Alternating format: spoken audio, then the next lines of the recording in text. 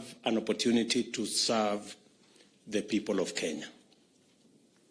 And for us to be efficient and effective in the service of the people of Kenya, we not only need to have a plan, but we need to agree on the execution of that plan.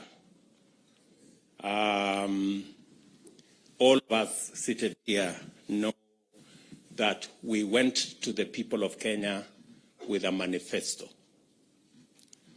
And we committed to the people of Kenya to implement that manifesto so that they can actualize the commitments that we made in that manifesto. It is necessary because this is the top leadership of our legislature in both houses.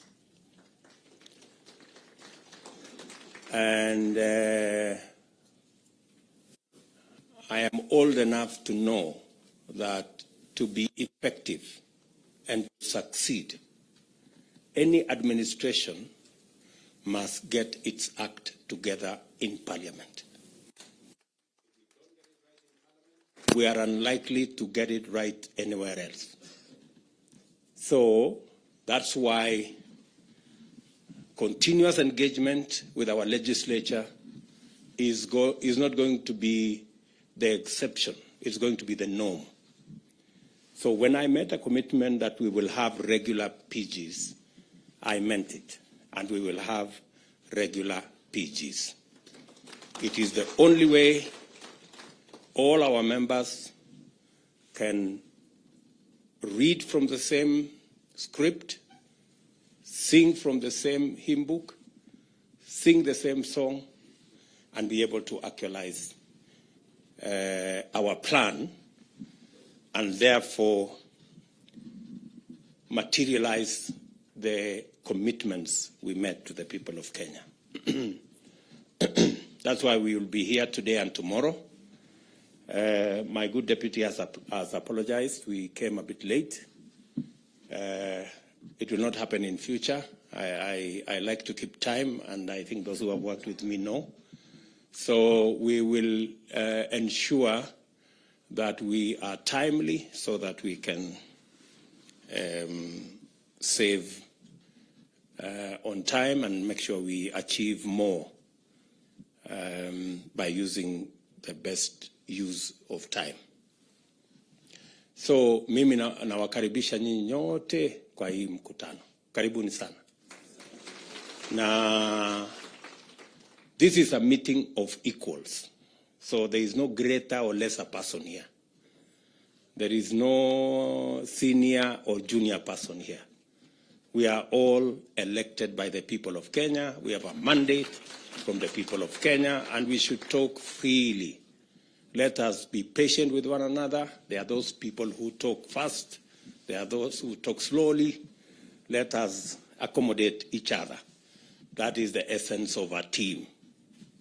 A team is organized.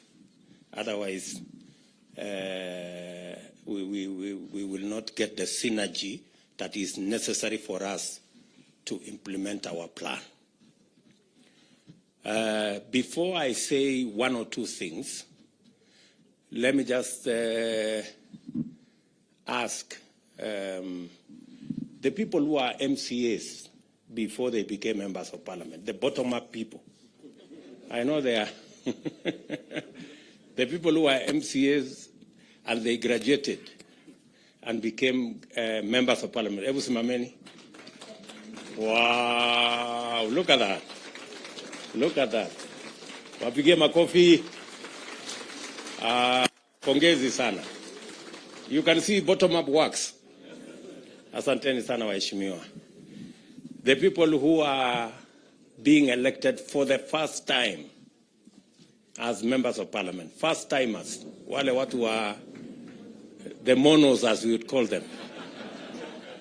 Wow, that's quite a, that looks like what? 40%? 50%? No, 40. 40%. Asante sana. The second termers, the people in Form 2. Wow, quite a number. Tuwapigie makofi tena, the second termers. Asante sana. Kawanjiko, wewe uko Form 2 kweli?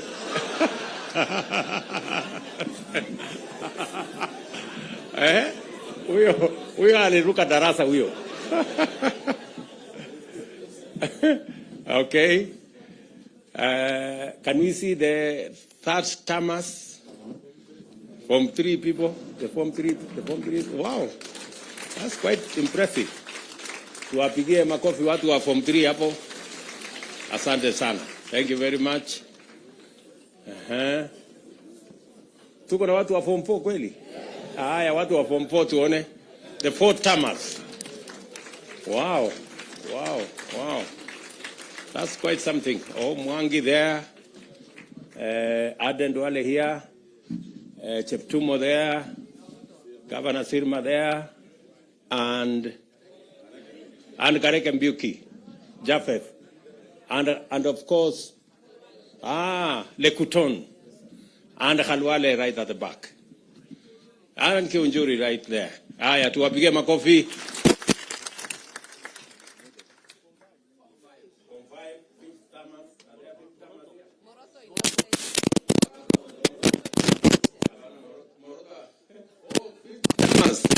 Wow, we have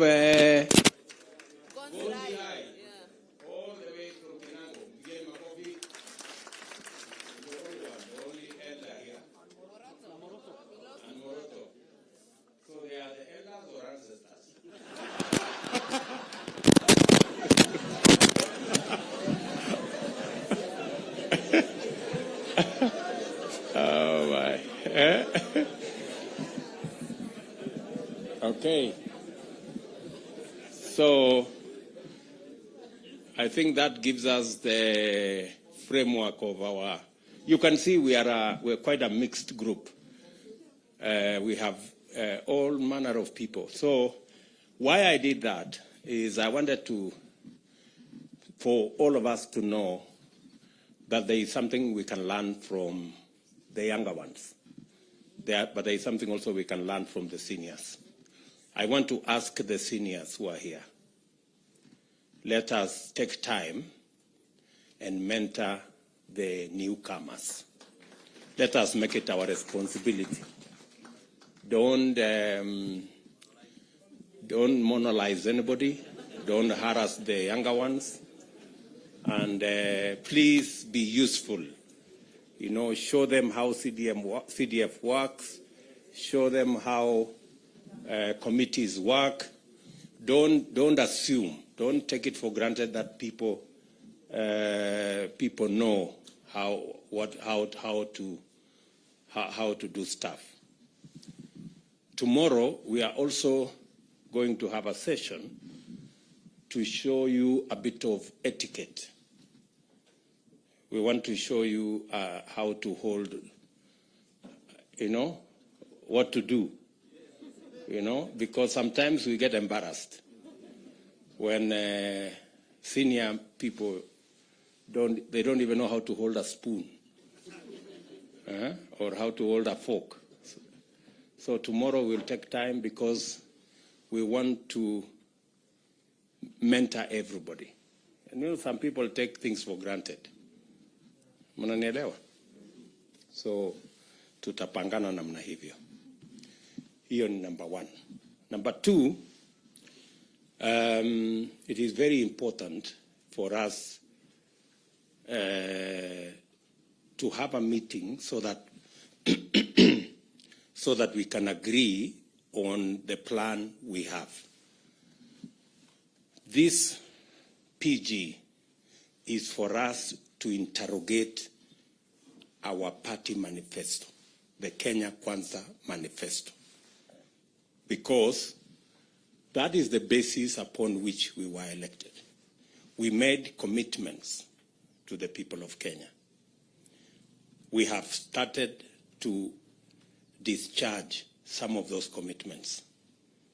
I had made a commitment that we will appoint the 6 judges. We have appointed the 6 judges.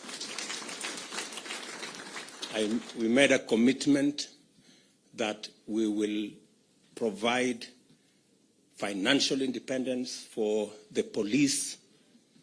I already issued instructions, and yesterday that was implemented by Treasury. Now, henceforth, the police will have an independent budget. They will not be begging for money from other offices. We will allocate them the resources as is being done by Parliament, and we will begin to make demands of them on matter security, because in the past they used to give excuses of depending on finances from other offices. Now they have their own independent financing. We expect improved security in the country. We expect expeditious matters to do with public wastage in public resources should be dealt with firmly, decisively, and in a timely manner. We expect that the fight against corruption will be scaled up. We expect that our insecure areas, cattle rustling, conflict amongst communities, will be dealt with firmly and decisively. And I have already informed the police that that is why we gave them their money. They will have a direct charge, and they will decide in accordance with their security plan, in accordance with the way they want to discharge their mandate, without having recourse to anybody, but with clarity and independence, because that is the requirement of the Constitution. There will be other things we are going to be doing in the short term to ensure that we take this to the logical conclusion. Let me also say the primary reason why we are meeting here today is so that each and every one of us can understand the commitments we have made to the people of Kenya through our manifesto. We are also going to show you the legislative program that will enable us implement that plan. And that legislative program is going to come to Parliament. It is good for you to understand ahead of time, so that when we ask you that there is this law, there are these regulations, there is this policy position that we want Parliament to pass for us, it will be understood that this is in furtherance, and you will already have the information to make sure that you pass it in a manner that it will give us the instruments to be able to deliver to the people of Kenya. We will tell you about our housing plan. We have Charles Hinga here. He will take you through our housing plan, the plan that we were supposed to implement in 2018. But we lost the opportunity to implement it in 2018 because we took a tangent and went to BBI and went to other stories.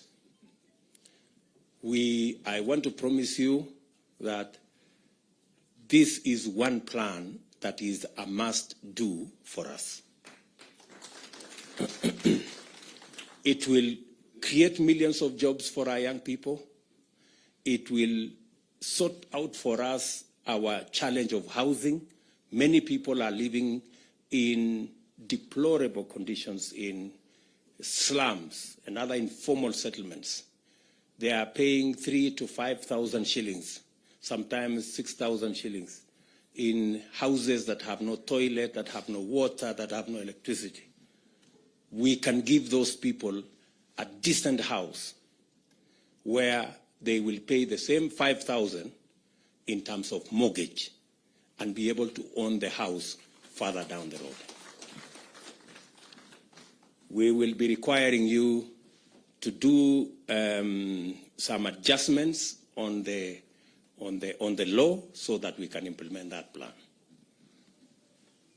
We will be taking you through our universal health coverage plan so that you also understand what we need to do so that we can actualize the commitment we made to the people of Kenya on matters to do with universal health coverage. How are we going to make it 300 shillings for the lowest category, and how are we going to graduate it so that instead of being a fixed amount, people contribute in accordance with their incomes and provide a mechanism where we can carry the majority of Kenyans, work with the people in the informal sector, and also make sure that we carry the majority of Kenyans. When I say the majority, I mean actually everybody. And it is good for you to understand. We will also be making a presentation to you on savings and what you need to do to make sure that we improve the culture of savings. Savings is what gives us the resources for investment. In fact, the norm is investments is actually a function of savings. You can only invest if you have saved. Today, we are among the least savers in our continent. You can't believe it.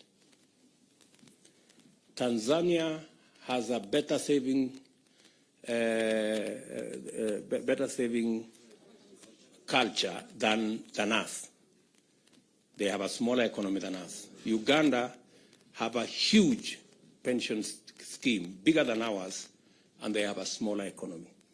So we have to rejig, we have to change, and the people from our professionals working with the people from NSSF will be here tomorrow morning so that we can take you through what we need to do. Today we have savings of like maybe 1.5 trillion, which is very small.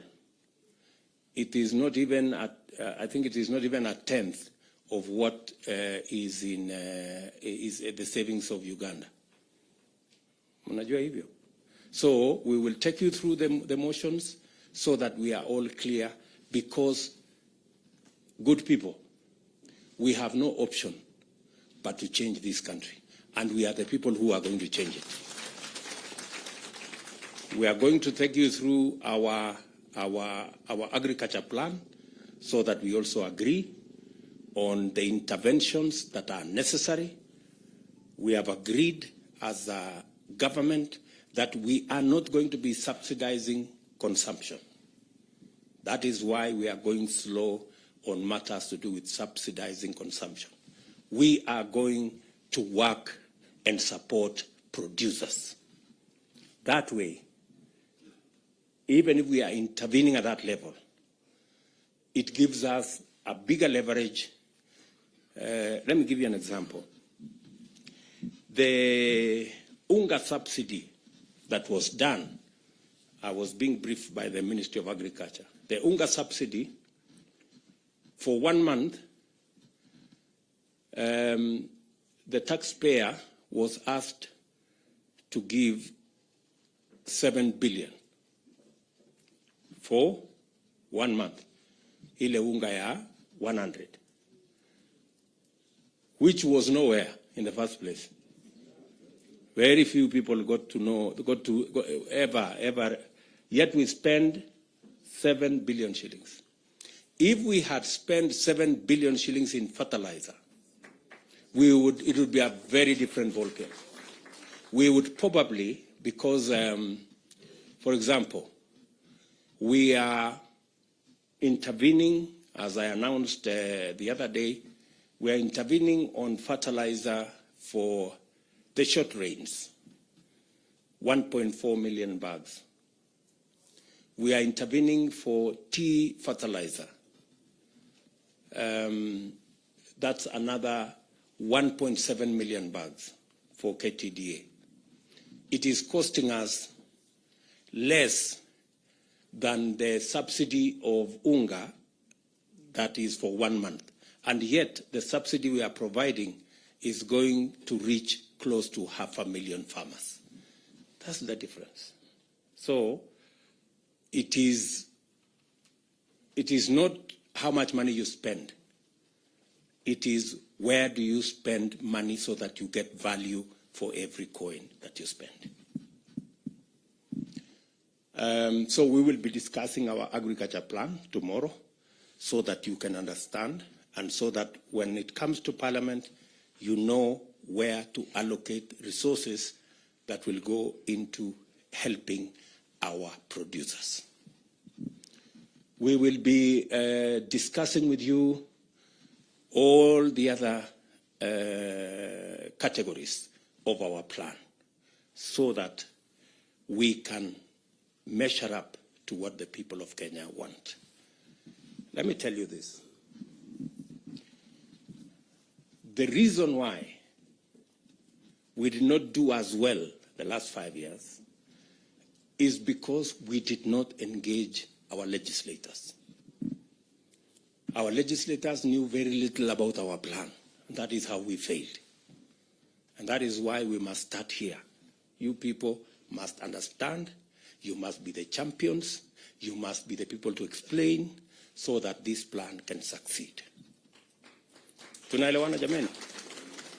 So, mimi nawauliza, let's be patient. I know sometimes people have phones, they are sending messages left, right, and center. But let's be just patient so that we can go through these motions. Finally, we will be talking about katikati. Let us also agree that Parliament is an important stage. I want to tell you as members, Parliament is a premium platform. Very many people try so hard to get to Parliament. So take advantage of that premium stage. Out of 50 million Kenyans, we have only 349 in National Assembly and 67 in the Senate. Consider yourself privileged to access the stage in Parliament and make use of it. It can make your career, it can unmake your career, the way you use the floor of the House. There is the temptation when you come to Parliament to chase this, chase that, chase the other, until it is reported that you are a no-show in Parliament. Unajua kuna watu wanaandikwa ati hawajawahi kuzungumza kwa bunge. Please, nataka niwaombe. You know? Why do you look for a premium stage and then you abscond? You do nothing with it. Kwa sababu Parliament sio mahali ya kuuza viazi ama kufanya. Parliament ni mahali ya kuongea mambo ya wananchi. To articulate issues that are important to your constituents, issues that are important to your party, issues that will shape the future and destiny of our country. And that is the stage you have. It's a premium stage. It's not a stage that anybody can walk in and have.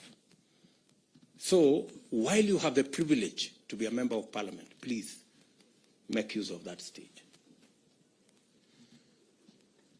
Sometimes it is it's quite intimidating, especially for the new members. Kidogo ukisimama hapo unatetemeka kidogo, Kiswahili Kiingereza inachanganyika, but if you do it consistently, utashika network na mambo itaenda mzuri. Yeah, and many of our constituents are waiting to see. They're waiting to see you. Mbunge wetu wamesema nini kule bunge leo. I have also taken the position with my good deputy here that for purposes of proper accountability of government, we are going to work on the standing orders so that our CSS can come to Parliament and you can ask them questions directly about your constituents, so that we can improve the accountability of our government, the accountability of our ministers, because in any case, the ministers don't have any constituency to attend to. So their constituency is, are we together? So make use of that platform. I am happy to note that our competitors have said they will provide oversight of our government. And we welcome our competitors' assertion that they will take seriously their oversight role over our government. We believe that the efficiency of any government is also dependent on how much we are kept on our toes. So I want to tell our good friends, will make the people of Kenya get value for every commitment we make, every shilling we spend, and every plan we roll out. So we are going to work together in that manner, and we want to take this into the future. Shortly, we will be going to Parliament, and tomorrow we will have a conversation about House leadership, both in the National Assembly and in the Senate. Let me congratulate all of you. When we had the PG, we agreed that each and every one of you should be in Parliament, and you showed a great patriotism in Parliament. You were there for long hours. We elected both speakers, and both deputy speakers are members of Kenya Kwanza, and we are very proud of you guys and what you are able to do. We are going to have the leadership of the House discussion tomorrow, and collectively we are going to make a decision on who will be the leader of majority in National Assembly, in Senate, their deputies, the chief whips, their deputies, and all the other people in there. Our competitors on the other side will provide their oversight role. I have heard them try to say they have some numbers. I mean, surely, if you cannot even raise a candidate for the Speaker of Senate, what numbers do you really have? Let's just be honest with ourselves. You know, there is no need to bring a contest where there is none. We have accepted that we are not going to appoint any member of the opposition into government because we want a vibrant opposition. We want an opposition that will keep government in check, because we have nothing to hide and we want to run an accountable government. So we appreciate their role. We wish them well in their role, but we will play our role as effectively as we can.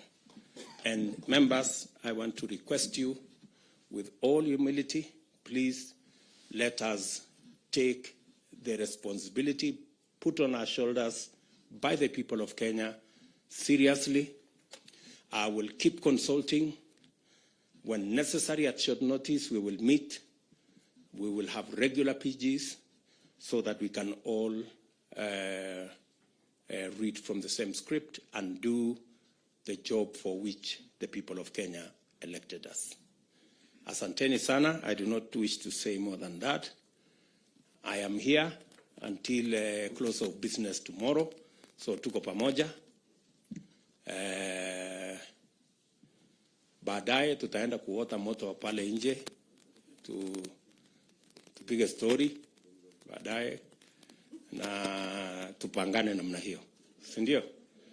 So otherwise nawashukuru sana, and I wish each and every one of you here the very best in your career as legislators. Asanteni sana. Thank you.